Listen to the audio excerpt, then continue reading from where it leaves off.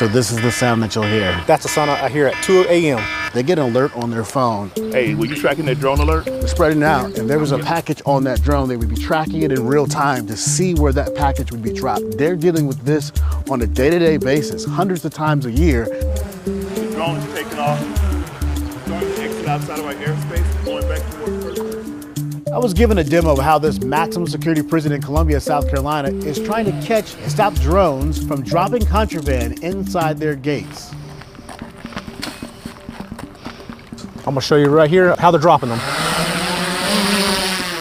This is a consumer style drone. It is. You can buy it off the shelf. There it goes. And just like Do that. and then I can take this and I'm gone. And so now the scramble's on. Yep, If yep. this was real life, your teams would be running to try to get the contraband. The pilot would be trying to fly this back to where they are to get away from you guys. Sure will. It's fast. South Carolina started its drone hunting program nearly 10 years ago after an inmate escaped by using wire cutters that were dropped by a drone. But prison officials say drones are coming into the yard more often and dropping a larger amount of contraband. How often do you think you're dealing with this on a day-to-day basis? Nightly. Really? Yeah. Here, the Department of Corrections uses an app to track when a drone flies into their airspace.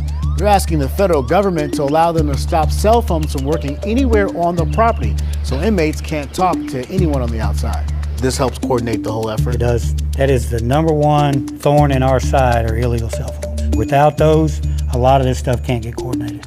This is not just a South Carolina issue. 21 state attorneys general have signed a letter to the government basically saying they need help countering drones. These boots were full of tobacco. They were dropped on the yard. That's the stuff cat that was full of contraband. You know, carrying the marijuana, carrying the drugs, the methamphetamines, the fentanyl. They took me to the evidence room where they have tons of contraband they confiscated from drone drops. So you're actually seeing the drones able to handle carrying something like this? Let me tell you, it started out 9 years ago when I'd put the drone program together. It was about a 4-pound payload. Today it's 37 pounds and even more, and they can carry duffel bags. They can carry everything on this table in one load now.